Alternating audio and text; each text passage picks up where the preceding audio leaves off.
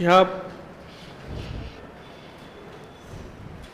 हाँ, मैंने जिसको पकड़ लिया उसको सक्सेस करके ही छोड़ूंगा। कितना भी भागेगा अब मैं तुझे झांप लूंगा, तू मेरे पास बैठेगा, मेरा सबसे विश्वस्त सेना नायक। हाँ चलो क्लास स्टार्ट करें। ऑल ऑफ गुड इवनिंग, कैसे हो सभी? जय श्री कृष्णा, राधे राधे। कैसे हो सभी? पहली बात तो बताओ, नया रजिस्टर डाला? पक्का? ओके। ईमानदारी का परिचय देते हुए बता दो किसने नया रजिस्टर नहीं डाला। ईमानदारी का परिचय।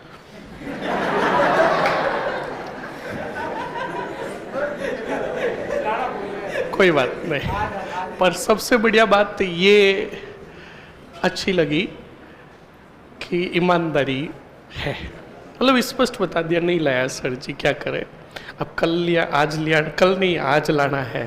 अब कल ऐसे नहीं कि शनिवार है तो रविवार को लाएंगे, नहीं। हाँ क्योंकि फिर है ना, सुनो बर्डन बढ़ जाएगा।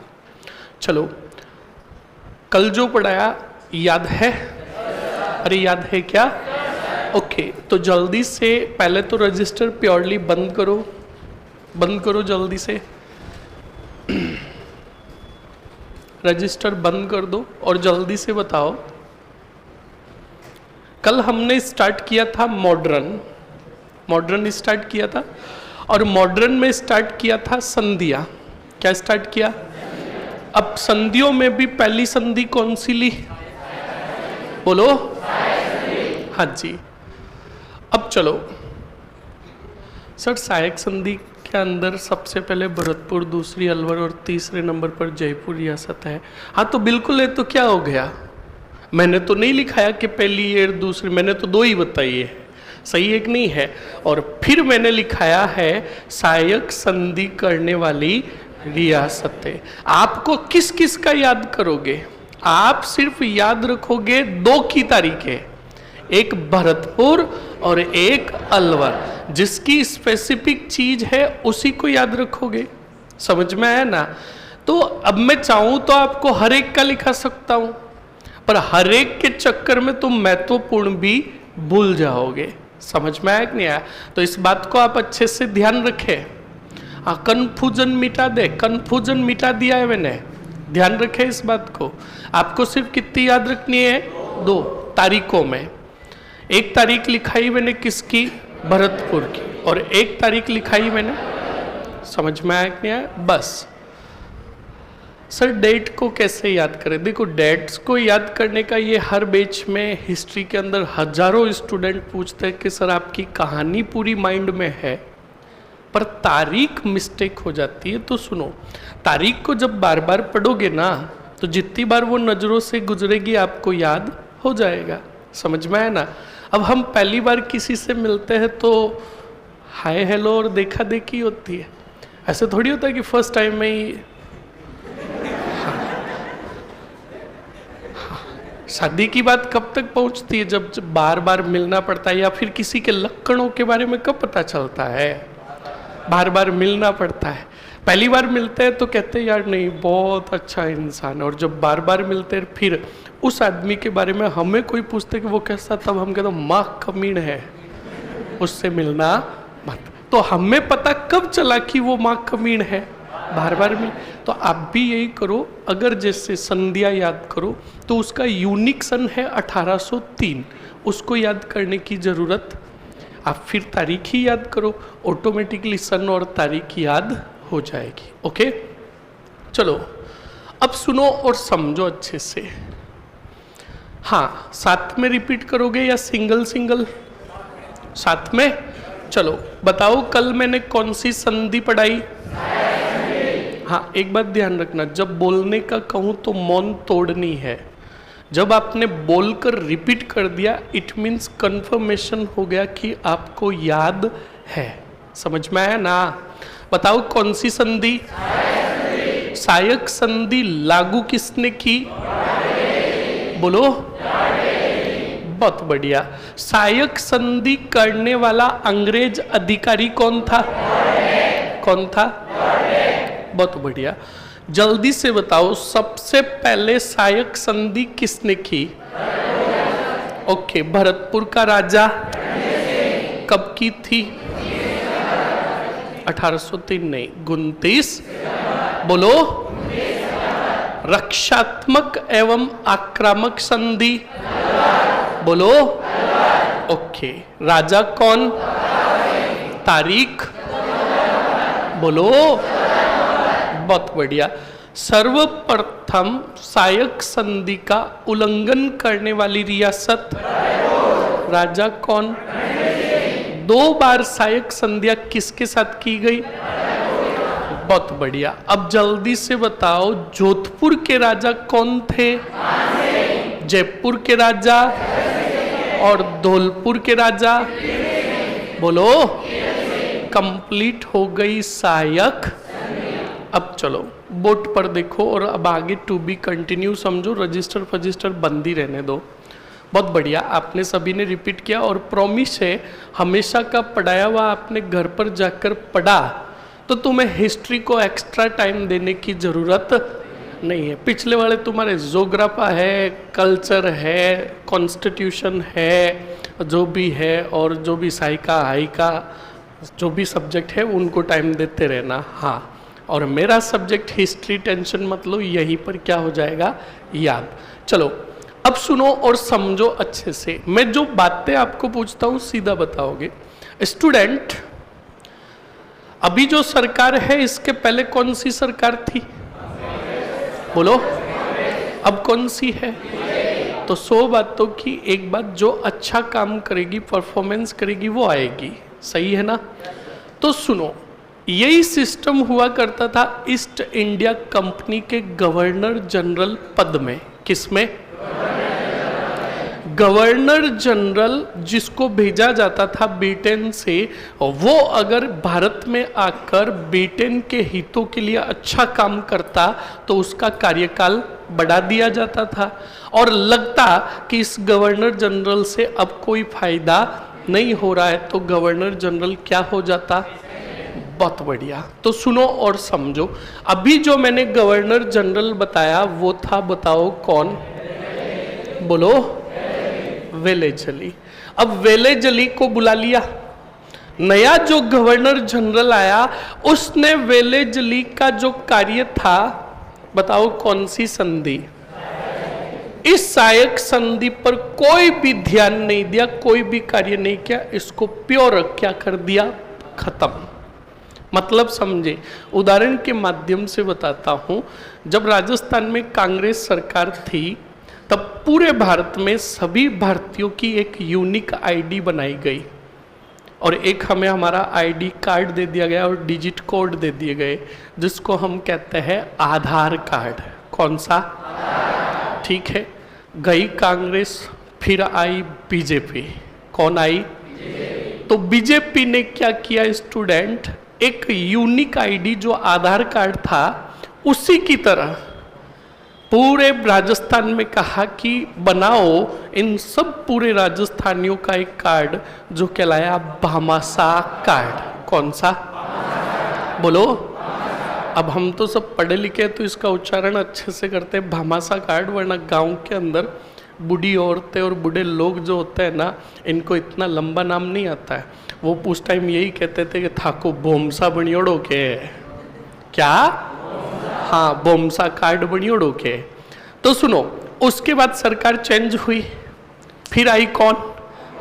तो कांग्रेस ने कहा बंद करो भामाशाह और बनवाओ, थोड़े दिन रुक जाओ, ये जन आधार कार्ड भी बंद होगा।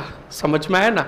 तो मतलब समझे, एक सरकार आई तो दूसरे के कार्यों को क्या कर दिया? बंद। उसी प्रकार देखो, गवर्नर जनरल वेलेजली था, इसकी संधि थी कौन सी? अब नया जो गवर्नर जनरल आया इसने इस पर कोई भी ध्यान नहीं दिया, वो भी आया और चला गया।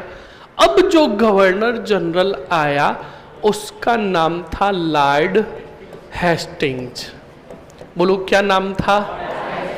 गिनकर गांठे दे देना इन गवर्नर जनरल का और प्लस इनके कार्यों का। तो अब तक गवर्नर जनरल कितना पड़ा? बोलो कौन सी संधि? तो सवाल पूछ ले, सहायक संधि से संबंधित गवर्नर जनरल। अब सुनो, अब कौन आया? तो लॉर्ड हेस्टिंग्स ने देखी कौन सी सहायक संधि और सोचा इस लॉर्ड हेस्टिंग्स ने कि ग्वेलेजली की सहायक संधि के तहत हमने राजपूताना की काफी रियासतों को नियंत्रण में ले लिया है, क्यों नहीं अब राजपूताना की हर रियासत में अंग्रेजों का वर्चस्व स्थापित करने के लिए, रियासत के राजनीतिक और प्रशासनिक कार्यों पर अधिकार करने के लिए अंग्रेजों का प्रवेश हो और अंग्रेजों का जिस समय वर्चस्व स्थापित हो जाए, राजा के राजनीतिक और प्रशासनिक कार्यों पर अंग्रेजों का क्या हो जाए? अधिकार, और राजा इतना कमजोर हो जाए कि वो चाहकर भी कोई निर्णय नहीं ले सके, उस समय अंग्रेजों के साथ, अंग्रेजों ने कहा कि उस समय हमें राजाओं के साथ एक और संधि करनी है जो कहलाएगी अधीनस्थ संधि। इसका सही नाम था अधीनस्थ पार्थक्य की संधि, और शॉर्ट में हम इसको बोलते हैं अधीनस्थ संधि। देखो शब्द समझो, क्या शब्द आ रहा है? बोलो। और अधीनस्थ में पहला शब्द है, बोलो, तो मतलब समझ ही गए आप। अधीन का मतलब रियासत के राजा को अब किसके अधीन कर देना है? East India company.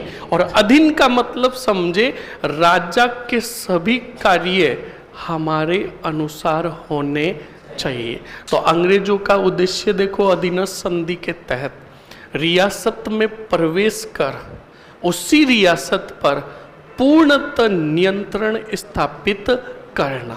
समझ में आया कि नहीं आया? और जब पूर्णतः नियंत्रण हो जाए तब उसी रियासत के राजा के साथ करनी है संधि, और संधि में कुछ लिखनी है शर्तें। क्या? पहली शर्त, राजा को कहना है कि तू अंग्रेजों की बिना उपस्थिति के कोई भी निर्णय नहीं लेगा, जो भी निर्णय लिया जाएगा अंग्रेजों की सलाह पर लिया जाएगा। ओके। तीसरा काम, राजा के शासन में सहयोग हेतु अंग्रेजों का एक अधिकारी दरबार में बैठेगा, जो बाद में कहलाएगा पॉलिटिकल एजेंट। क्या कहलाएगा? समझ में आया ना? तो रियासतों में देखो अब एक एक अंग्रेज अधिकारी बिठाया जाएगा, जो क्रांति के समय हम पढ़ेंगे पॉलिटिकल। बोलो समझ में आया क्या? फिर कहा कि राजा की सुरक्षा हेतु हम राजा के दरबार में सेना का गठन करेंगे।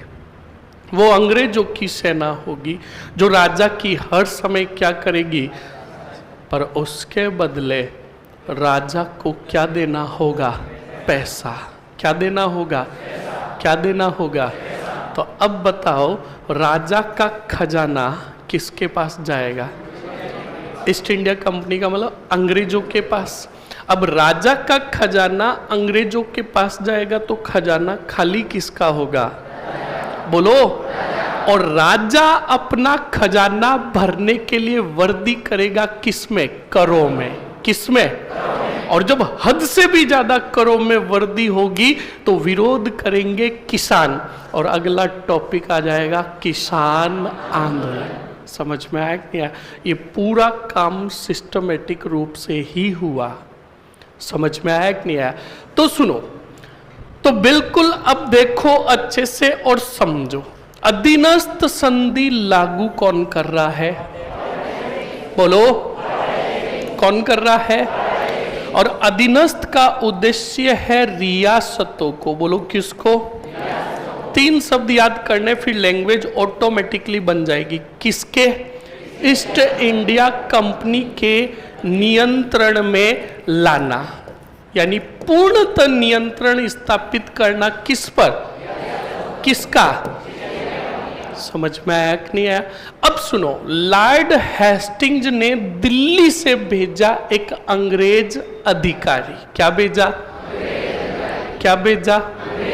कि तू जा और रियासत। और कब भेजा ये भी सुनो।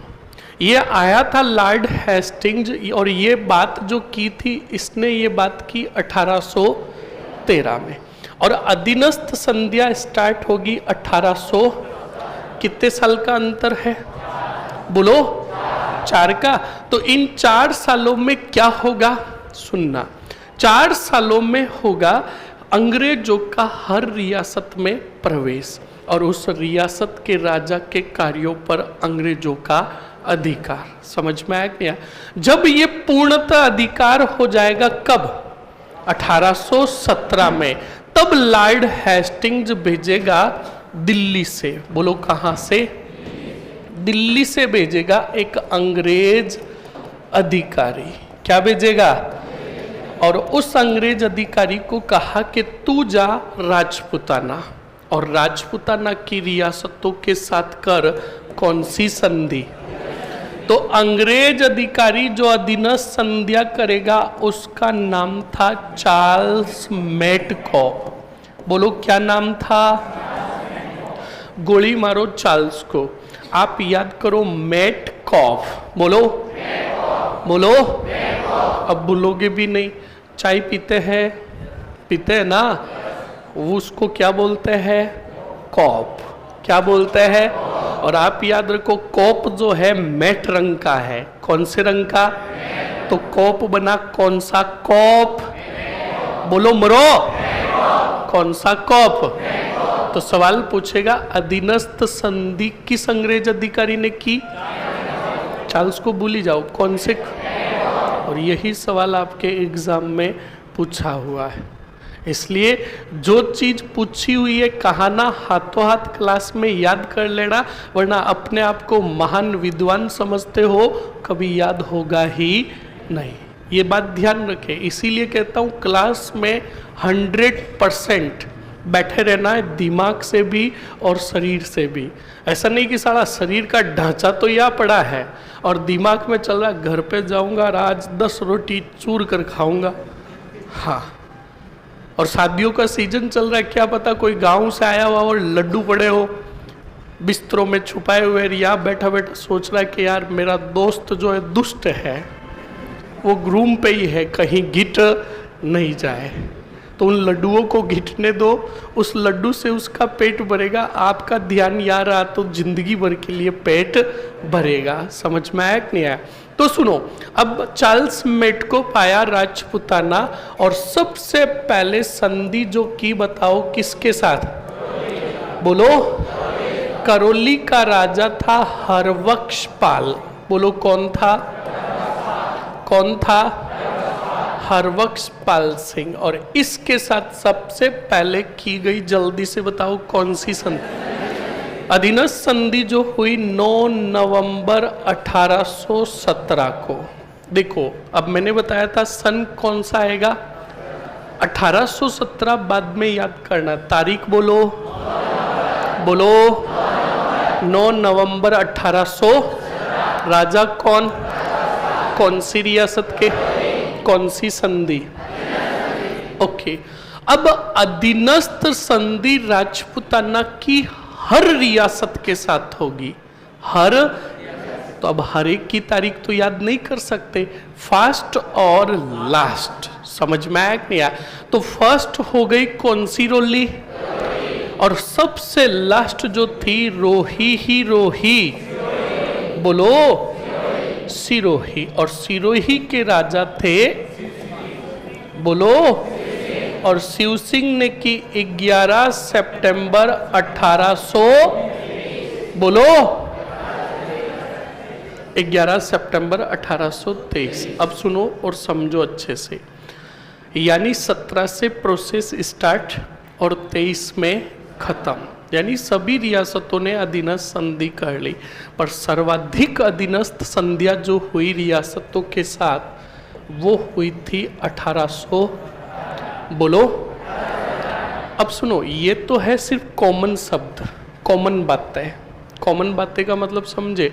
एग्जाम में जो भी लगभग बैठेगा और जिसने पढ़ाई एवरेजेज की है उसको ये बातें सभी पता होगी, सभी को पता होगी कि सबसे पहले अधीनस्थ संधि करोली ने, सबसे लास्ट में और करने वाला अंग्रेज अधिकारी चार्ल्स मेडको, लागू की लॉर्ड हेस्टिंग। ठीक है, पर मैं तुम्हें वो चीज़ें बताऊंगा जो तुम्हें भीड़ से अलग करेगा। जैसे टॉप लेवल का यहाँ से सवाल पूछ लिया तो वो टॉप लेवल का सवाल तुम्हें हंसते हंसते अटेंड करना है। समझ में आया कि नहीं आया? तो वो सवाल है कौन से? अब सुनो और समझो। राजपुताना की रियासतों के साथ जो अधीनस्थ संधि की वो चार्ल्स मेडकॉप ने की, पर 3 रियासतों के साथ अधीनस्थ संधि चार्ल्स मेडकॉप ने, तो बताओ महत्वपूर्ण हो गई कितनी रियासतें? पहले तो जानना है वो 3 रियासतें है कौन सी और उनके साथ अधीनस्थ संधि की किसने। तो सबसे पहले उस संधि के लिए, सॉरी रियासतों के लिए नाम याद रखोगे वागड़। क्या नाम याद रखोगे? बोलो। जोग्राफा हो गया पूरा? क्या बात कर रहे हो? राजस्थान ज्योग्राफी हो गई? वाह, क्या बात है। तो बताओ वागड़ प्रदेश में कौन से जिले आते हैं? डूंगरपुर और क्या बात है, बड़े होशियार। कान खोल के सुन लेना, ये तुम्हारे जोग्राफी तक सीमित रखना। डूंगरपुर और मेरी हिस्ट्री में डूंगरपुर, बांसवाड़ा, प्रतापगढ़। समझ में आया ना? इसीलिए मैंने पहले पूछा कि तुम्हारे जोग्राफा किसने करवाया? बहुत बढ़िया, बहुत ही अच्छा। पर ध्यान रखना जोग्राफी के रातों रात हालात बदल सकते हैं। सबसे पहले एक ही रात में हालात बदल दिए अशोक जी ने, है ना। व्यक्ति बेचारा शाम को सोया, तब उसे पूछा तेरा जिला कौन सा, तो उसने कहा बाड़मेर। कौन सा? सुबह उससे पूछा कि तेरा जिला कौन सा, तो उसने कहा लोतरा ही लोतरा। हाँ, तो एक ही रात में हालात बदल दिए और जिलों की संख्या हो गई 50। तो सुनो, अब जो ज्योग्राफी वाले टीचर थे वो तो खुद उनकी रातों रात ज्योग्राफी चेंज। तो टीचर बेचारे 1 महीने 1.5 महीने मेहनत करी, बुकें वगैरह अच्छी बनाई, अपडेटेड, और आए बेटे यूट्यूब पे। और यूट्यूब पे आकर कहने लगे अपडेटेड ज्योग्राफी के साथ नवीनतम बुक। अशोक जी ने कहा यार इतनी जल्दी? अशोक जी ने रातों रात 3 जिले और बना दिए। कितने? अब वो जो बुकें नहीं छापी थी रद्दी, अब वो वापस लगे बेचारे। 1 महीना और लगा और वापस आए यूट्यूब पर और कहा अपडेटेड ज्योग्राफी के साथ। अब भजन लाल जी कह रहे हैं 7 जिले कैंसिल करेंगे। तो अब टीचरों के खुद के ज्योग्राफी वाले टीचरों के हालात बदले हुए हैं। कभी नदी इधर मुड़ती है, कभी यूं मुड़ जाती है, और पहाड़ियों तो का तो कोई अतार कोई। समझ में आया ना? सब्जेक्ट ऐसा लो जो कोई बदल नहीं सके, वो है हिस्ट्री। कौन सी? अब मैं आपसे पूछता हूँ हिस्ट्री में क्या बदलेंगे? ऐसे तो साहित्य कहेंगे कि हाल ही में राव जोधा जी का विवाह किसके साथ हुआ, ऐसे तो नहीं पूछेगा। सही है ना? अरे फैक्ट है ना। अब राव जोधा का जो विवाह होना था, हाँ, बस क्या बदलेगा ये सुन लो। भौगोलिक स्वरूप के कारण कुछ दुर्ग कौन से जिले में थे, कौन से जिले में आ गए, पर उस दुर्ग का इतिहास तो वही रहेगा। समझ में आया ना?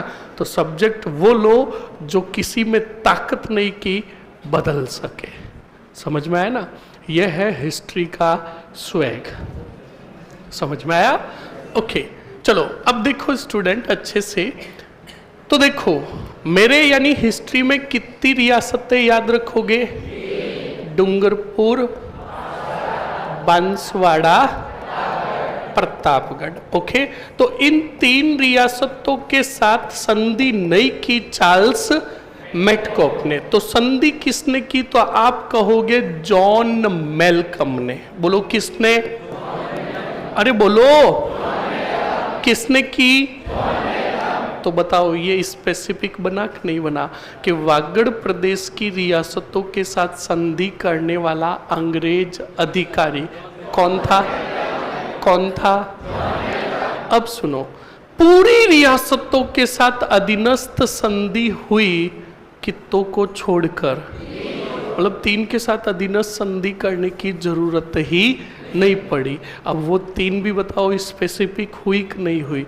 वो 3 जो है भरतपुर, अलवर, धौलपुर, क्योंकि इन तीनों रियासतों को सहायक संधि के तहत ही पूर्णतः नियंत्रण में लेकर आ गए थे। तो बताओ कितनी के साथ नहीं हुई? बोलो। और वो 3 है, बताओ पहली कौन सी? अलवर, भरतपुर और धौलपुर। कौन सा पुर? इन तीनों के साथ कौन सी संधि नहीं हुई? बोलो बोलो। समझ में आया कि नहीं आया? पूछ लूं पूरा, देखकर रिपीट करोगे? ओके, जल्दी से बताओ स्टूडेंट, हमने दूसरी संधि कौन सी पढ़ी? बोलो। लागू किसने की? लॉर्ड हेस्टिंग्स ने लागू की, ठीक है। सर्वप्रथम रियासत कौन सी थी? राजा। कब की? सबसे अंत में किसने की? राजा। कितनी सितंबर? कब की? बहुत बढ़िया। अधीनस्थ संधियां करने वाला अंग्रेज अधिकारी? बोलो। पर वागड़ के साथ किसने की? वागड़ में कितनी रियासतें? पहली, दूसरी, तीसरी। बहुत बढ़िया। 3 रियासतों के साथ कौन सी संधि हुई? क्या? तो पहली, दूसरी, तीसरी। बोलो समझ में आया कि नहीं आया? लिखो जल्दी से।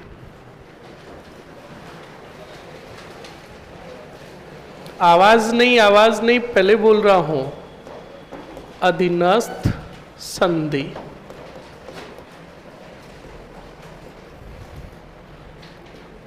लागू गवर्नर जनरल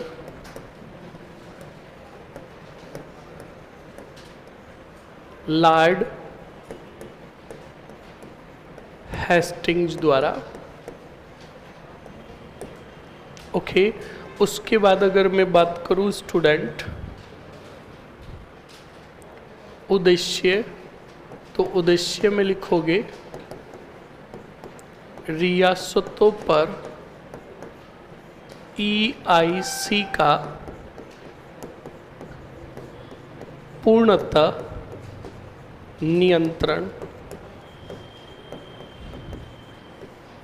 ओके, उसके बाद लिखोगे सर्वप्रथम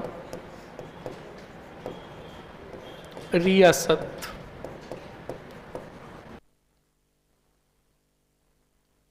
सर्वप्रथम रियासत जो थी वो थी आपके करौली। करौली के राजा हरबख्शपाल सिंह। और लिखते समय माइंड में अप करके लिखोगे, पहले बोल रहा हूं, तारीख 9 नवंबर 1817। उसके बाद सबसे अंत में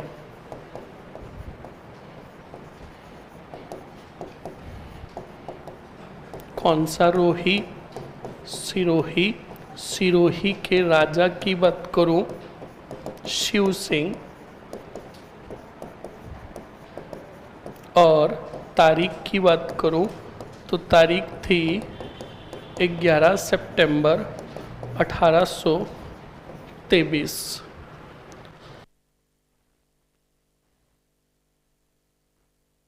नेक्स्ट लिखोगे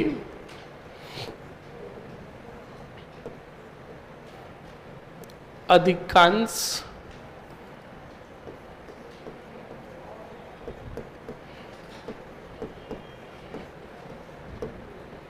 अधीनस्थ संधियां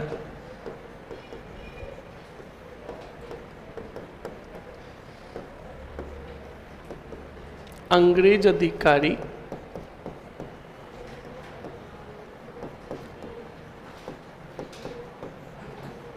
चार्ल्स किसने की? मेटकॉप ने की। मेटकॉप ने की। किंतु वागड़ कोष्टक में बिल्कुल लिखोगे डूंगरपुर, बांसवाड़ा, प्रतापगढ़। प्रदेश की रियासतों के साथ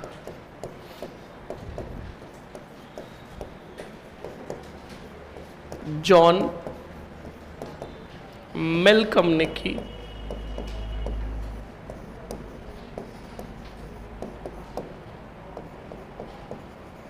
अलवर, भरतपुर व धौलपुर के साथ अधीनस्थ संधियां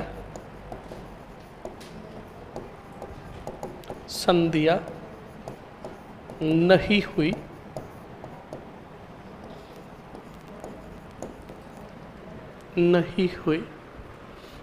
लिखो जल्दी से स्टूडेंट। एक पॉइंट और लिखना है आपको जो मैं ऊपर लिख रहा हूं। अधिकांश अधीनस्थ संधियां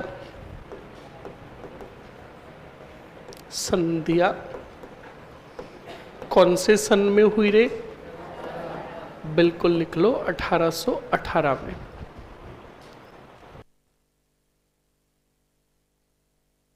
सर बहुत जोर से बारिश हो रही है। कोई बात नहीं, हिस्ट्री स्टार्ट हुई है तो बारिश तो होगी।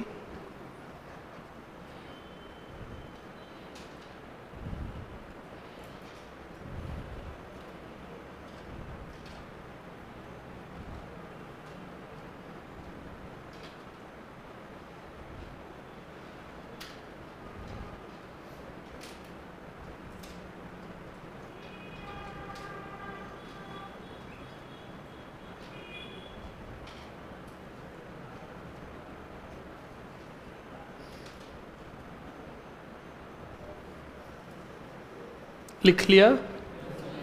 लिखो जल्दी से।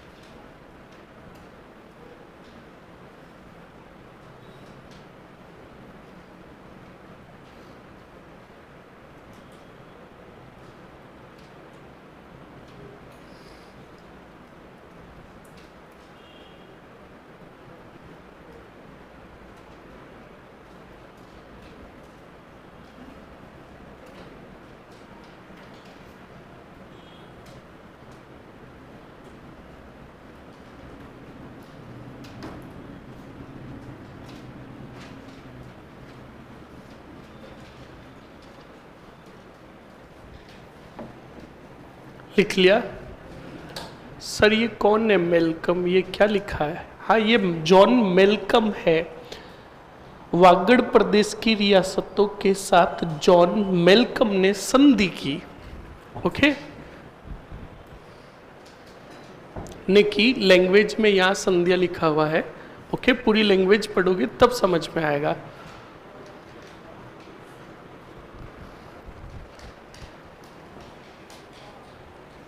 लिख लिया सभी ने? सभी ने जल्दी लिखो। उसके बाद बिल्कुल आगे समझाते हैं। रजिस्टर खुला ही रहने दो और बोर्ड पर देखो अच्छे से। बोर्ड पर लिखो जल्दी से।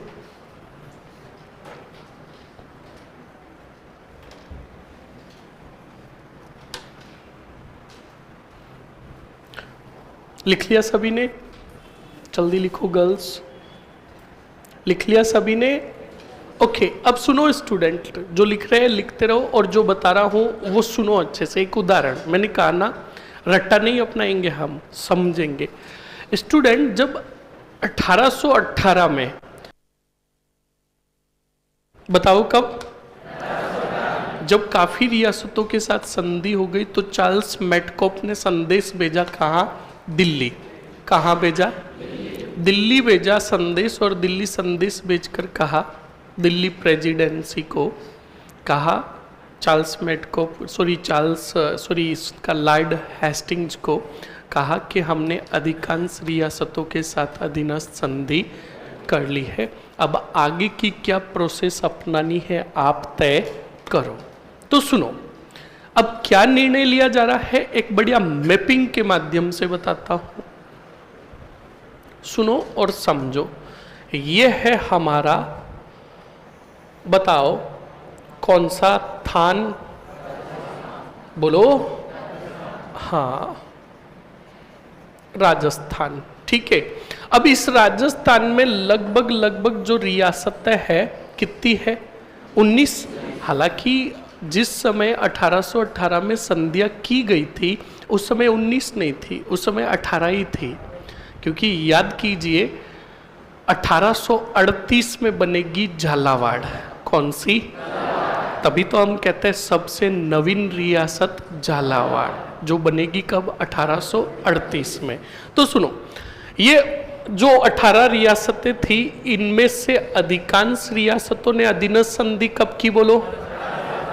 अब रिपोर्ट जो भेज रहा है, कौन भेज रहा है? Charles Metcalfe. और चार्ल्स मेटकॉफ रिपोर्ट भेज रहा है कहाँ? तो दिल्ली में। जब ये पता चला कि राजस्थान में लगभग हर रियासत पर पूर्णतः नियंत्रण हो गया है, अब हमें वहाँ पर क्या काम करना है, उसके लिए एक अलग ही विभाग बनाना होगा, एक अलग ही रेजिडेंसी स्थापित करनी होगी, जो पूर्णतः नियंत्रण करेगी राजपूताना की रियासतों पर। ये निर्णय लिया कहाँ जा रहा है? किसके द्वारा? अंग्रेजों द्वारा। तो सुनो, निर्णय लेकर राजस्थान की रियासतों को नियंत्रण में लाने हेतु स्थापना जो की गई उसका नाम था राजपूताना रेजिडेंसी। बोलो क्या नाम था? और इस राजपूताना रेजिडेंसी को स्थापित किया गया, बोलो कब, कहाँ? और अंग्रेजों ने इस राजपूताना रेजिडेंसी का सर्वा अधिकारी जो बनाया वो कहलाया क्या, बोलो? क्या कहलाया? और पहला रेजिडेंट जो बनाया उसका नाम मैं शॉर्ट में ही लिख रहा हूं, ऑक्टरलोनी को। बोलो किसको बनाया? तो अब देखो, राजस्थान की हर रियासत पर नजर जो रखेगा, कौन रखेगा? कौन सा रेजिडेंसी? कब स्थापना हुई? कहाँ हुई? इसका अधिकारी क्या कहलाता? कौन था पहला रेजिडेंट? कौन था? अब ये दिल्ली में बैठकर नियंत्रण करेगा किस रियासतों को? राजपूताना की। अब एक उदाहरण सुनो अच्छे से, जो मैं उदाहरण बताने जा रहा हूं। ग्रामीण क्षेत्र के कौन कौन है, हाथ खड़े करो। ओके, अब सुनो और समझो।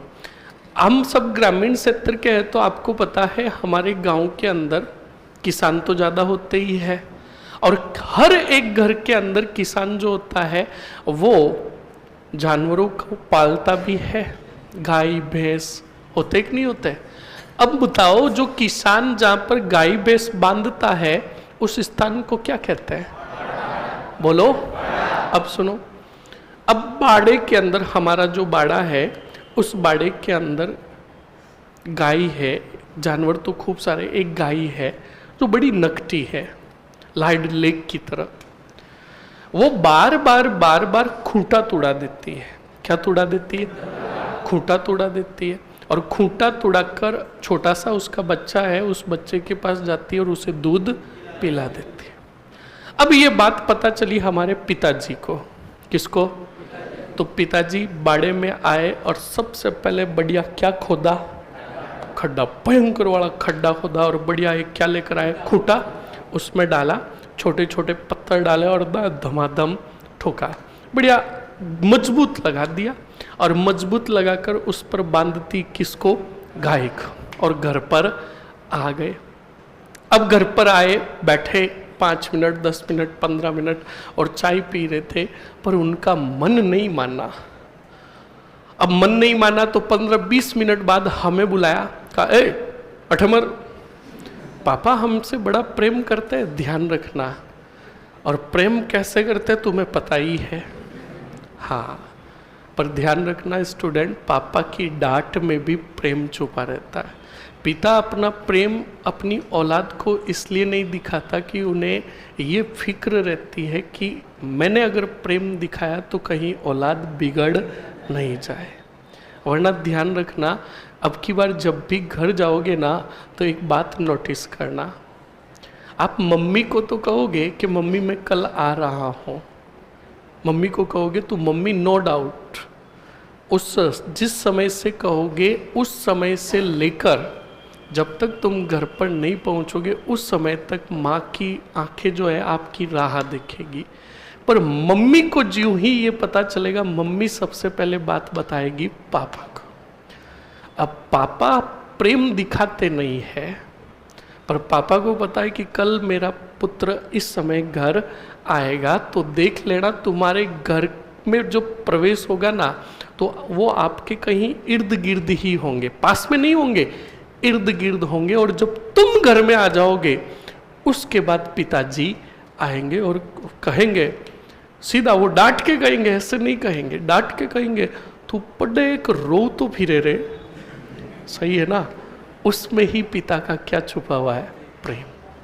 तो सुनो, पिताजी ने हमें कहा ठेमर, हम आए और कहा जा बाड़ा के माए देखा कि गाय खुट्टो तुड़ायो या नहीं तुड़ायो। मारवाड़ी समझ में तो आवे, हाँ थोड़ी थोड़ी बोलेंगे हम। तो कहा जाकर देखकर आ वो खूंटा तुड़ाया या नहीं तुड़ाया। हाँ ये देखो, हाँ ये तो पहले वाला ठीक है।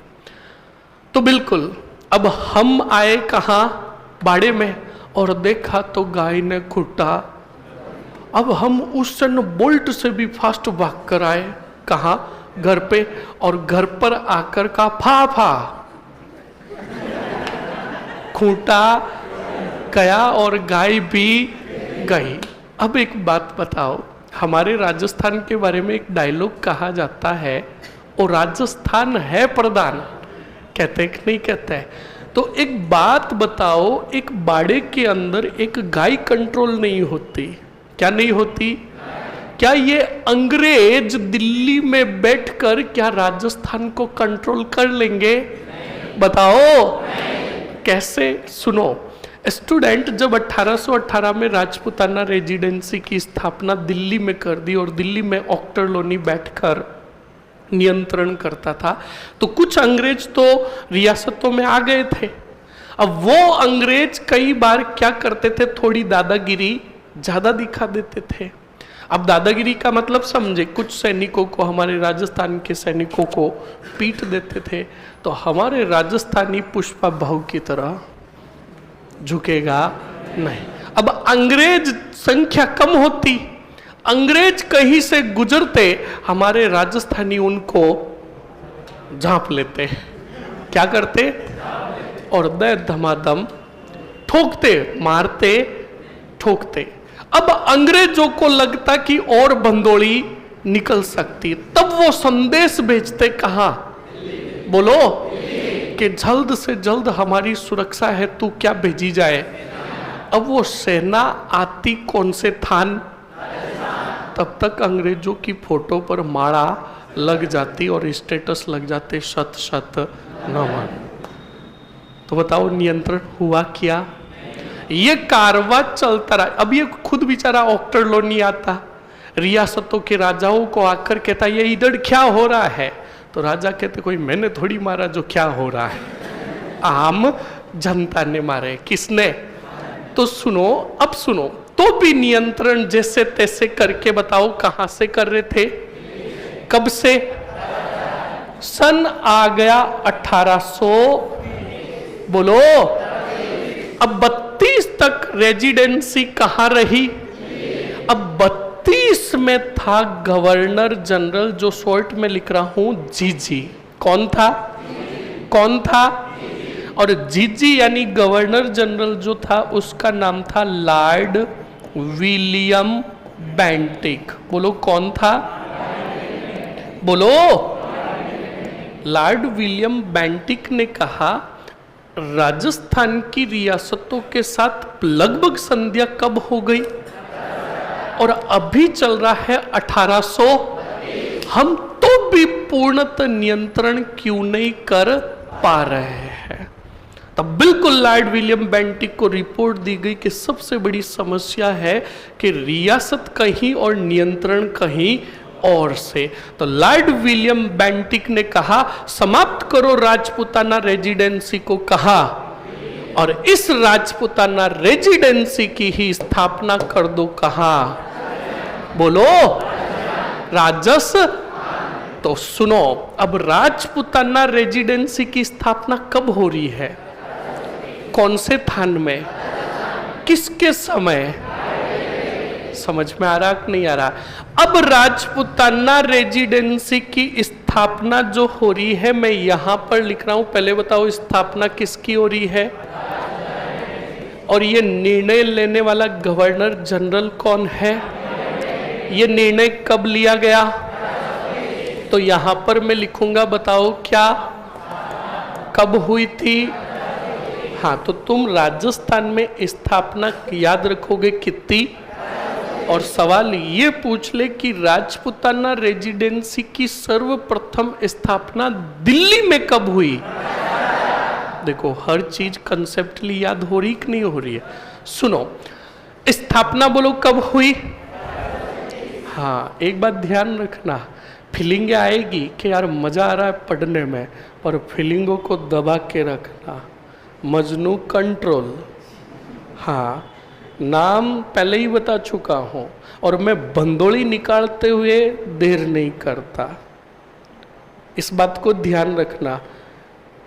और पहले ही बता चुका हूं, नाम राज, लक्षणों के कारण वीर की उपाधि, इस बात को ध्यान रखें। इसलिए फीलिंग आएगी नो डाउट कि मजा आ रहा है यार, याद भी हो रहा है। कंट्रोल कंट्रोल, अभी पूरी हिस्ट्री हुई नहीं है। आप गद्दारी कब करोगे? मैं बता रहा हूं, लास्ट क्लास में। कब? हाँ, लास्ट क्लास में आप बिल्कुल गद्दारी करना, कहना कि सर जी कोई बात नहीं, जितना डांटना है डांट लो, कल आपकी अब जरूरत नहीं। कान खोल के सुन लेना, युद्ध के परिणाम अंतिम क्षणों में ही बदलते हैं। हाँ, किसी में फीलिंग आ रही है ना, तो पहले ही डाउट क्लियर कर दूं, ध्यान रखें इस बात को। अब सुनो, स्थापना कब हो रही बोलो? लॉर्ड विलियम के समय, विलियम बेंटिक के समय। ये बताओ कौन से पोस्ट पर था? बोलो। ओके, कोष्टक में लिख रहा हूं जी जी। अब इस लॉर्ड विलियम बेंटिक ने कहा कि राजपूताना रेजिडेंसी की स्थापना राजस्थान में करो, और कहा हेडक्वार्टर, हेडक्वार्टर का मतलब मुख्यालय बनाओ राजस्थान के बीचों बीच स्थित कौन से मेर को? बोलो। और लॉर्ड विलियम बेंटिक ने कहा राजपूताना रेजिडेंसी का सर्वे सर्वा अधिकारी जो होगा वो मुझे रिप्रेजेंट करेगा राजस्थान में, और वो अधिकारी कहलाएगा एजीजी। कौन सी जीजी? तो देखो, बड़ा अधिकारी कौन बना, और इसी जीजी को राजस्थान में रिप्रेजेंट कौन करेगा? सवाल पूछेगा, एजीजी पद का सृजन कब हुआ? किसने किया? बोलो, समझ में आया कि नहीं आया? और एजीजी जो पहला एजीजी बना, आप में से कोई बताएगा जिसको आ रहा है हाथ खड़ा, पहला एजीजी कौन था? बहुत खूब, क्या बात है। Mister locket. कौन था? बोलो कौन था? अब पहले एजीजी का मतलब समझे कब? और वो जो बना था पहला एजीजी मिस्टर लॉकेट। कौन बना? हाँ, इसका लोकटे नहीं, पूरा ही गया साला। पहला AGG, मिस्टर लॉकेट। ओके, अब सुनो और समझो, अच्छे से समझ लेना। ये तो हो गया सिंपली। ओके, अब स्टूडेंट बात कहूं तो अंग्रेज जो थे ना, थोड़े गेले थे, राजस्थानी भाषा में कहूं तो मूर्ख थे। क्या थे? अब मैंने इनको मूर्ख क्यों कहा, सुनना। इनको जब पहली बार ठोकर लगती थी ना, तो इनमें क्या आ जाती थी? अकल आ जाती। क्या आ जाती? और हम राजस्थानी तब तक ठोकरे खाते रहते कि जब तक नाखून ही नहीं टूट जाए, और नाखून टूटने के बाद भी सारा अकल नहीं आती। तो हमेशा पहला बचीड़ खाया तो भी पता है कि यहाँ पर हाँ हमें ठोकर लगेगी, तो भी जाकर धमीड़, नाखून टूट जाएगा पर अकल।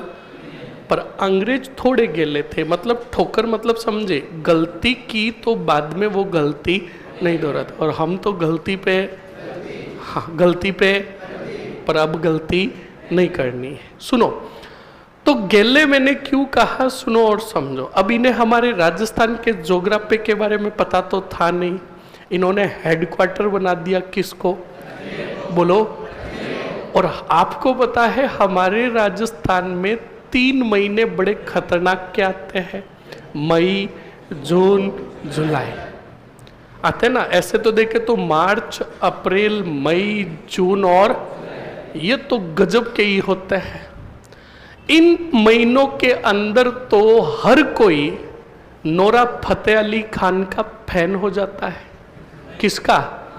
नोरा फतेह अली खान का फैन हो जाता है, जो हर कोई एक ही बात कहता है, हाय गर्मी।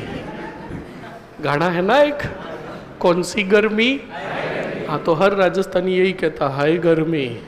तो अब देखो, हमें इतनी गर्मी लगती है, बताओ अंग्रेजों का रंग कैसा? बोलो। और गोरों को तो गर्मी हद से भी, तो भी अंग्रेज 32 से 35 आया, कहाँ रहे? अजमेर। 35 से 40 आया, कहाँ रहे? अजमेर। सन आया 1845, 45। कौन सा आया? अब अंग्रेज अजमेर में कूदने लगे, हाय गर्मी। तो अब देखो, छोड़कर भी नहीं जा सकते, क्योंकि इन्हें राजपूताना पर नियंत्रण करना था। तो अंग्रेजों ने कहा कि राजस्थान में ऐसा स्थान संभालो जो गर्मियों में भी क्या रहे? ठंडा। क्या रहे? तो ऐसा स्थान तो हमारे राजस्थान में एक ही था, जो हिल स्टेशन पर था, हिल पर था। कौन सा? आबू। बोलो। तो अंग्रेजों ने 45 में राजपूताना रेजिडेंसी का मुख्यालय बना दिया। किसको? बोलो। पर कब? सिर्फ गर्मियों के सीजन के दौरान। किस समय? बोलो कब? तो अब देखो, गर्मियों में राजपूताना का सर्वाधिकारी AGG, और साथ ही साथ में पॉलिटिकल एजेंट। कौन? और इनके साथ और कोई अंग्रेजों के प्रमुख अधिकारी जो होते, वो अजमेर से चलकर कहाँ आ जाते? बोलो। तो याद रखना, इसी के अंदर बड़ा महत्वपूर्ण पॉइंट आ गया कि 1845 में अंग्रेजों ने अपना मुख्यालय बनाया। किसको? सिर्फ कौन से सीजन के दौरान? गर्मियों में। बताओ समझ में आया कि नहीं आया? रिपीट करोगे एक बार? करोगे ना? तो जल्दी से बताओ स्टूडेंट मुझे, सबसे पहले 1818 से 1832 तक राजपूताना पर नियंत्रण कहाँ से होता था? किससे? राजपूताना रेजिडेंसी की सर्वप्रथम स्थापना कहाँ हुई? कौन सा पद गठित? पहला रेजिडेंट। बोलो। ऑक्टरलोनी ने नियंत्रण, यानी दिल्ली से नियंत्रण किया 1818 से 1800। क्या पूर्णतः नियंत्रण कर पाए? गवर्नर जनरल आया कौन? बोलो। लॉर्ड विलियम बेंटिक ने कहा इस रेजिडेंसी की स्थापना कर दो कौन से थान में? तो जल्दी से बताओ राजपूताना रेजिडेंसी की स्थापना कब हुई? किस गवर्नर जनरल के समय? ओके, मुख्यालय किसको बनाया गया? कौन से पद का सृजन हुआ? पहला एजीजी मिस्टर अब्राहम लॉकेट। अब जल्दी से बताओ स्टूडेंट, माउंट आबू को मुख्यालय कब बनाया? कौन से सेशन में? कंप्लीट हुआ ना? लिखो जल्दी से, पहले एक नोट लगाकर लिखो, मैं बोलूँगा लिख लोगे आप? फास्टली लिखोगे ना? जो अधीनस्थ संधियों वाली चीज़ लिखी है वहीं पर एक नोट लगाकर लिखो। 1818 से 1832 तक, 1818 से 1832 तक राजपूताना की रियासतों पर, राजपूताना की रियासतों पर नियंत्रण, राजपूताना की रियासतों पर नियंत्रण कहाँ से हुआ? दिल्ली से हुआ।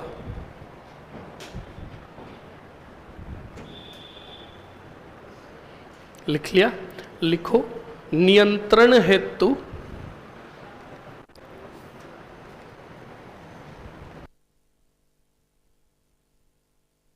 नियंत्रण हेतु 1818 में राजपूताना रेजिडेंसी की, राजपूताना रेजिडेंसी की स्थापना, राजपूताना रेजिडेंसी की स्थापना दिल्ली में की गई, दिल्ली में की गई तथा पहला रेजिडेंट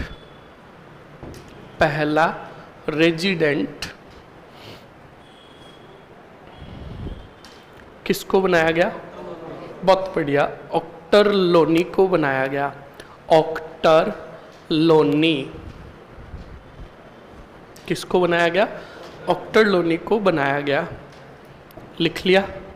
अरे लिख लिया ना? अब बताओ गवर्नर जनरल कौन होगा 32 में?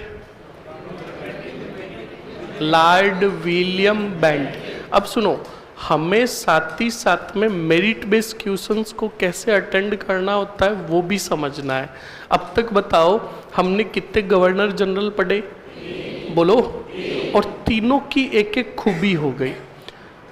वेलेजली की खूबी हुई सहायक संधि, बोलो।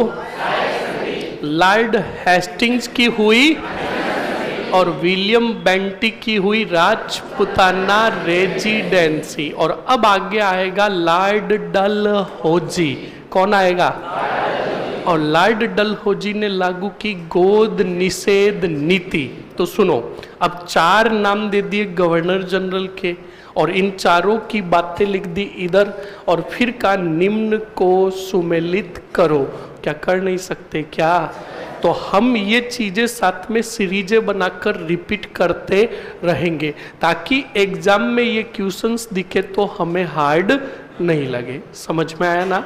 तो लिखो 1832 ईस्वी में, 1832 ईस्वी में governor general William Bentinck,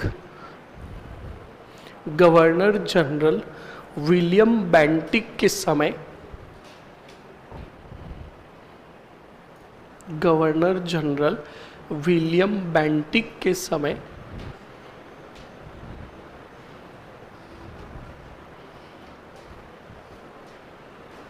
Rajputana residency की स्थापना, राजपूताना रेजिडेंसी की स्थापना बताओ कहाँ की गई? राजस्थान में की गई। पहले लिख दो राजस्थान में की गई। अब ये जो आपके सामने डायग्राम बना हुआ है लिखा हुआ जो है जीव का जीव लिख दो। लास्ट पॉइंट मैं लिखाऊंगा 1845 वाला।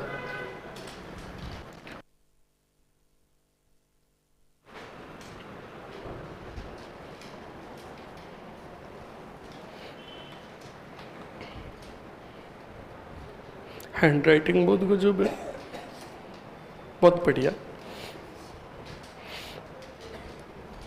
कहाँ से हो तुम? जोधपुर। जोधपुर में कहाँ से? क्या बात है, तो मेरे पड़ोसी मुल्क का ही है। बहुत बढ़िया।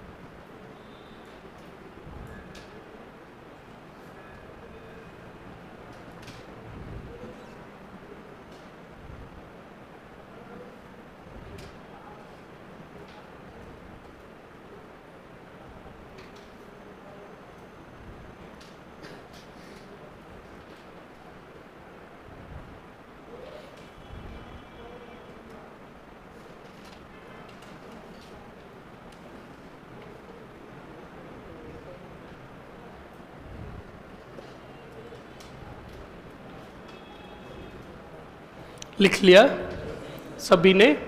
जल्दी लिखो, जल्दी लिखो।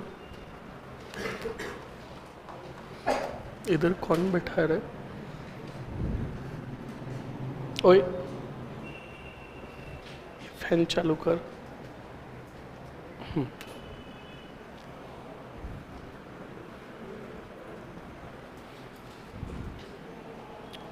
लिख लिया सभी ने? अरे लिख लिया क्या? ओके। अब सुनो, जो लिख रहे हैं लिखते रहो, और आगे जो समझा रहा हूँ सुनो। स्टूडेंट देखो, मैंने मॉडर्न कहाँ से शुरू किया है? याद रखना, सहायक संधि से। और सहायक संधि की जो प्रोसेस स्टार्ट हुई थी 1798 में हुई। कब से हुई? 1798 का मतलब समझे? सहायक संधि जो लागू की थी लॉर्ड वेलेजली ने 1798 में कर दी, पर हमारे राजस्थान में हुई थी 1803 में। कब हुई थी? तो सुनो और समझो, मैंने 1798 से मॉडर्न शुरू किया है, और धीरे धीरे देखो हम बढ़ रहे हैं 1857 की क्रांति की तरफ। अब तुम्हारे तो चैप्टर सिर्फ दे रखा है 1857 की, पर हमें ये जानना है कि क्रांति किसने की और किसके विरुद्ध की।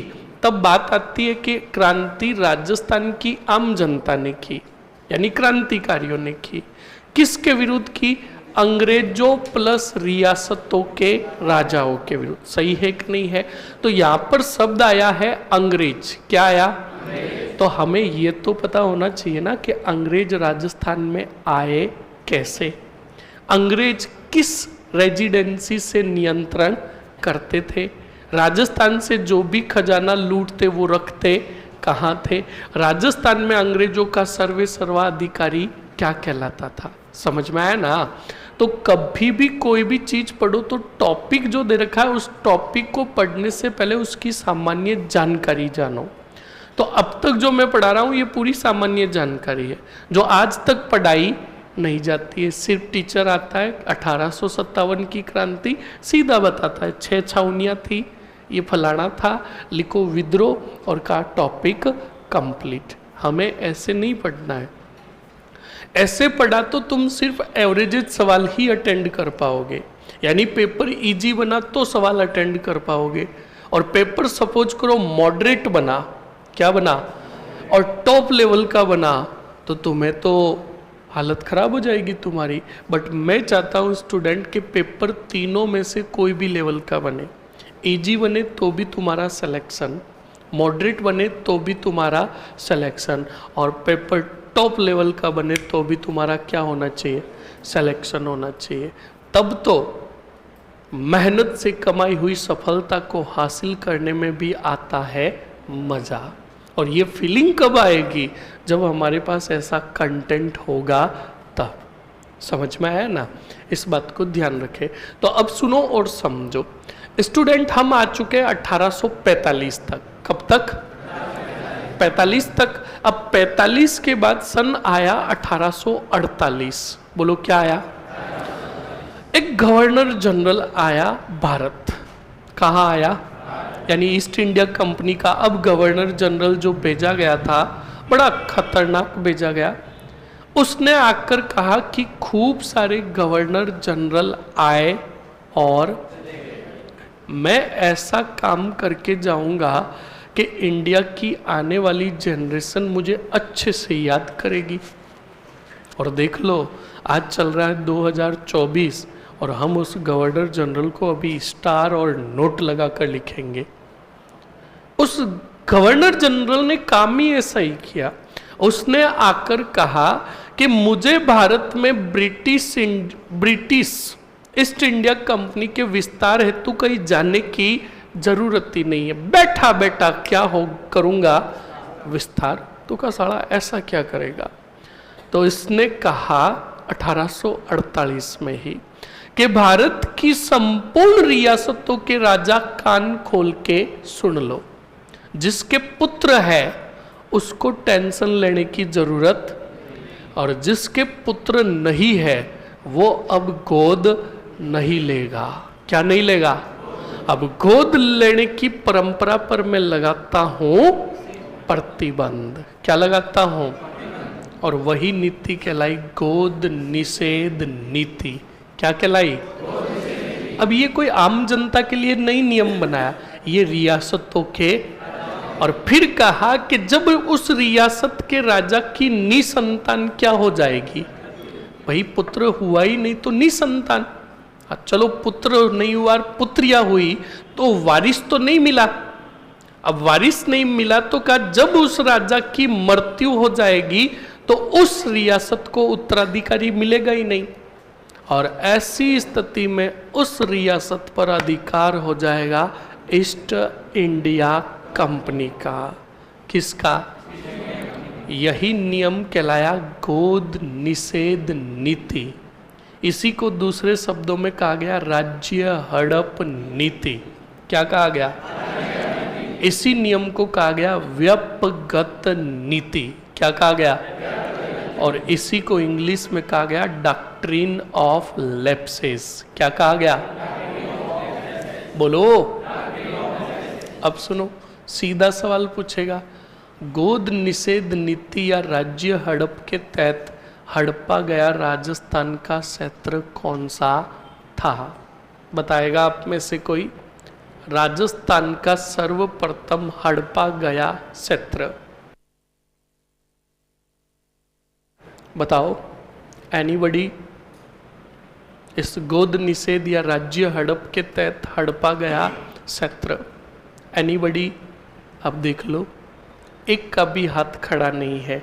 अब सपोज करो एग्जामिनर ये सवाल पूछता है और आप उसका उत्तर देकर आते हो, तो बताओ तुम उन हजारों की भीड़ में से अलग साबित हुए कि नहीं हुए? तो मैं तुम्हें वो बनाना चाहता हूँ जो एग्जाम में मेरिट बेस्ड क्वेश्चंस को बड़े आराम से अटेंड करे। समझ में आया ना? हर पेपर और हर सब्जेक्ट के साथ 9 सवाल पूछेगा, तो 9 में से 4 सवाल या 5 सवाल इजी ही होंगे जो हर एग्जामों में पूछे गए। हर वैकेंसी में हर सब्जेक्ट के 3 सवाल बनते हैं नए, जो कहलाते हैं मेरिट बेस्ड क्वेश्चंस। मैं चाहता हूं कि वो इजी तो अटेंड करोगे ही करोगे, वो 3 सवाल भी तुम्हें अटेंड करने हैं, ताकि एक सवाल या 3 सवाल अटेंड करते ही लाखों की भीड़ को तुमने पीछे छोड़ दिया। बोलो समझ में आया कि नहीं आया? तो वो सुनो और समझो, समझना अच्छे से। पहले बताओ गवर्नर जनरल कौन आ रहा है? लॉर्ड डलहौजी। बोलो कौन? ये नियम जो लागू कर रहा है उसका नाम है, बताओ क्या? गोद निषेध नीति। दूसरा नाम इसका राज्य हड़प नीति, तीसरा नाम है इसका व्यपगत नीति, कौन सा, और चौथा नाम है इसका डॉक्ट्रिन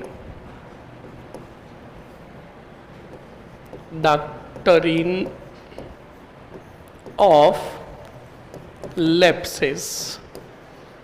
अब बताओ, इस नियम के तहत हड़पा गया अगर क्षेत्र पूछे, क्या पूछे, हड़पा गया क्षेत्र, तब आप कहोगे कौन सा वर, ब्यावर, बोलो कौन सा, और हड़पी गई क्या पूछे तो रियासत पूछे तो आप कहोगे रोली ही रोली, कौन सी रोली, बोलो समझ में आया कि नहीं आया, आया ना। इंडियन हिस्ट्री आप जब भी पढ़ोगे तो ये राज्य हड़प नीति चलेगी 1848 से लेकर 1856 तक, कब तक, और फिर 57 में तो प्रारंभ हो जाएगी। तो बताओ विधि विधान पूर्वक हम क्रांति तक पहुंचे कि नहीं पहुंचे। जल्दी से हेडिंग डालो, लॉर्ड, पहले लिखो ये गोद निषेध नीति, ये पहले हेडिंग में लिखो गोद निषेध नीति, राज्य हड़प नीति, व्यपगत नीति और डॉक्ट्रिन ऑफ लैप्सेस। अच्छा वो पॉइंट लिखना है, क्या बात है, होशियार हो रहे हो तुम। लिखो उसी राजपूताना रेजिडेंसी के नीचे स्टार और नोट लगाकर लिखो अंग्रेजों ने 1845 ईस्वी में अंग्रेजों ने 1845 ईस्वी में राजपूताना रेजिडेंसी का मुख्यालय, राजपूताना रेजिडेंसी का मुख्यालय किसको बनाया, माउंट आबू को बनाया।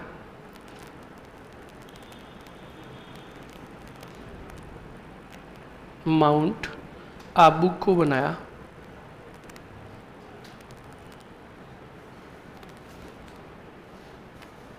लिख लिया, लिख लिया ना। अब हेडिंग डालो गोद निषेध नीति, राज्य हड़प नीति, व्यपगत नीति, व्यपगत नीति।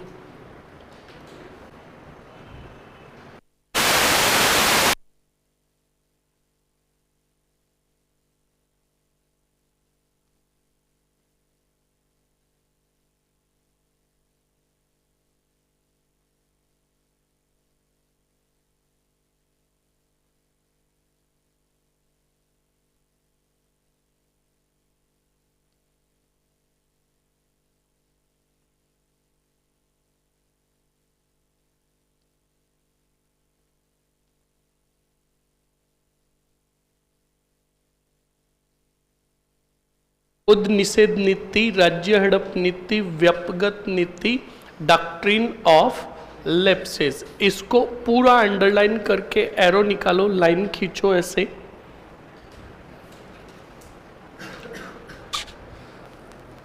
लाइन खींचकर पहला ही पॉइंट लिखो लागू। लागू बताओ किसने की, लॉर्ड डलहौजी ने। लागू लॉर्ड डलहौजी, लॉर्ड डलहौजी। लिख लिया, आगे लिखो।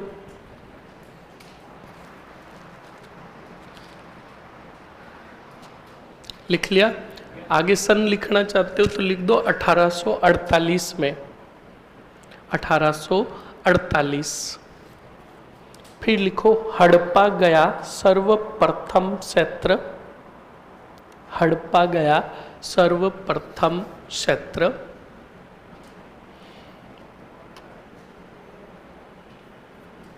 कौन सा, बिल्कुल लिख लो, ब्यावर।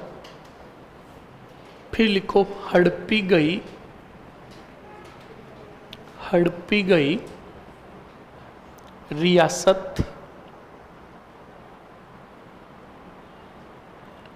बताओ कौन सी? करौली। लिख लिया? लिख लिया ना? ओके। अब ये हो गया आपके गोद निषेध नीति का। अब सुनो और समझो, अच्छे से सुनना और समझना। स्टूडेंट, 1857 की क्रांति के पहले, बोलो कब पहले, अंग्रेज एक बंदूक का प्रयोग करते थे जिसका नाम था ब्राउन बेस। क्या नाम था? क्या नाम था? तो 1857 की क्रांति के पहले जिस बंदूक का प्रयोग करते थे उसका नाम था ब्राउन बेस। उस ब्राउन बेस बंदूक में क्या हुआ, कोई तकनीकी समस्या आ गई, कोई टेक्निकल इश्यू आ गया। इस वजह से अंग्रेजों ने क्या किया, ब्राउन बेस बंदूक पर प्रतिबंध लगा दिया। क्या लगा दिया? और उसके स्थान पर एक नई बंदूक लेकर आए जिसका नाम था एनफील्ड राइफल्स। क्या नाम था? क्या नाम था? बोलो। हाँ, एनफील्ड राइफल्स की वजह से ही क्रांति प्रारंभ होगी, तत्कालीन कारण बनेगा एनफील्ड राइफल्स। अब मैं जितना पूछता हूं उतना ही बोलोगे, बिल्कुल भी नहीं। आप में से वो स्टूडेंट हाथ खड़े करो ईमानदारी का परिचय देते हुए जिन्होंने अपनी लाइफ में एक बार भी पबजी खेला हो। ईमानदारी का परिचय देते हुए, हाँ बॉयज गर्ल्स सभी, एक बार भी पबजी खेला हो तो सुनो। अब इस गेम में जिन्होंने खेला है, बिल्कुल एक बात कान खोल के सुन लेना, सिर्फ किताबी कीड़ा ही नहीं बनना है। ये सवाल यूपीएससी के इंटरव्यू में एक कैंडिडेट से पूछा गया है कि अभी इंडिया में हाल ही में, उस समय जब नया नया आया था ये गेम, तो क्या इंडिया में हाल ही में अभी एक नया गेम खेला जा रहा है जो ऐप है, एक ऐप के माध्यम से खेला जा रहा है जो काफ़ी ट्रेंड में है, चर्चा में है, वो गेम कौन सा है? तो बिल्कुल उसने कहा सर पबजी गेम है। तो क्या इस पबजी गेम में होता क्या है? तो बिल्कुल उसने बताया कि सर इसमें 100 होते हैं टोटल प्लेयर, जिसमें 4-4 की टीम बनती है। अब 4 को 96 संभाल कर मौत के घाट उतारना होता है और लास्ट में जो 4 की टीम बचती है वो विनर होती है। क्या होती है? तो उसने अगले वाले ने पूछा कि कैसे मारने होते हैं? तो कहा कि बहुत बड़ा पैलेस होता है, उस पैलेस के अंदर खूब सारे घर बने हुए होते हैं, उन घरों में जाकर क्या संभालनी होती है? बंदूकें, और बंदूकें संभाल कर दुश्मनों को भी संभाल कर उड़ाना होता है। तो इंटरव्यू लेने वाले ने पूछा कि इस गेम में जो बंदूकें होती है, 3-4 बंदूकों के नाम बताओ। ये यूपीएससी का सवाल है, सुन लेना। तो ऐसे नहीं कि किताबी कीड़े, थोड़ा इर्द गिर्द दुनिया में लेटेस्ट क्या हो रहा है उसका भी ध्यान होना चाहिए। तो अब सुनो, मैं जो खेल रखे उनको पूछता हूं। पबजी गेम में बंदूकें होती है M416, होती है कार 98, AKM और BWM, होती है ये भी। अब मैं अगर आपसे पूछूं कि AKM की गोली क्या मैं M416 में लगा सकता हूं? नहीं। रीजन सुनो क्यों? क्योंकि ये अलग MM की होती है। समझ में आया कि नहीं आया? अब सुनो और समझो। अब नई बंदूक आई, कौन सी? एनफील्ड। बोलो। अब एनफील्ड राइफल्स का कारतूस बनाने हैं तो क्या बनाने हैं? तो फैक्ट्री स्थापित की गई, और फैक्ट्री जो स्थापित की गई सियालकोट में की गई। बोलो कहाँ? बोलो। सियालकोट में, जो वर्तमान में किधर है? हाँ, पर पहले तो पाकिस्तान भारत एक ही था 1857 में। तो सियालकोट में बनता था एनफील्ड राइफल्स का कारतूस। अब स्टूडेंट वहाँ पर बिल्कुल फैक्ट्री में कारतूस बन रहा था। उसी फैक्ट्री में खूब सारे मजदूर काम करने आते थे, भारतीय मजदूर। तो एक दिन काम चल रहा था, तो एक मजदूर को बड़ी प्यास लगी फैक्ट्री में। तो वो काम करता करता बाहर आया जहाँ पर मटकियाँ पड़ी थी पानी की।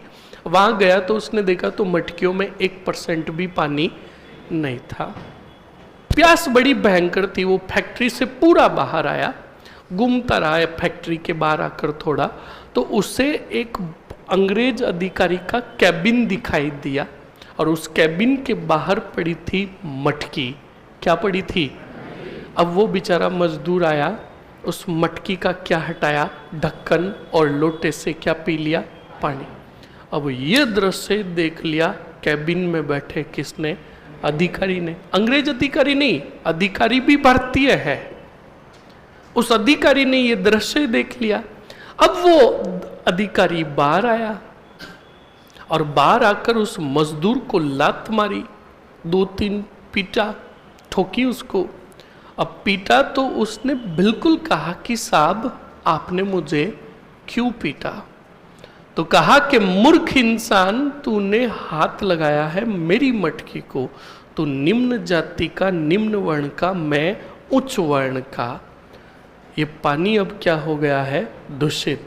और अगर ये पानी मैंने पिया तो मेरा धर्म भ्रष्ट हो जाएगा। जब ये बात कही तो वो मजदूर बड़ा गजब का था। वो मजदूर पड़ा ऐसे हाथ रख कर हंसने लगा कि साहब अगर ये बात है तो तुम्हारा धर्म कब का ही भ्रष्ट हो गया।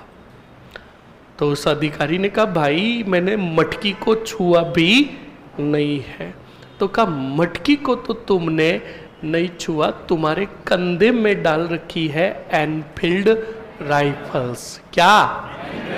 और इसी एनफील्ड राइफल्स का मैं इस सियालकोट की फैक्ट्री में बनाता हूँ।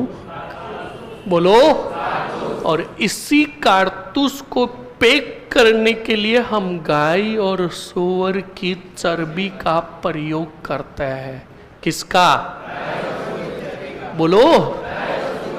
और तुम उच्च कुल के हो, उच्च वर्ण के हो। जब यही चर्बी युक्त कारतूस तुम्हारे पास आता है तो तुम्हें बंदूक में भरने के लिए उस कारतूस को हाथ से खोलने का प्रयास करते हो, और जब हाथ से नहीं खुलता है तो मुंह से खोलते हो।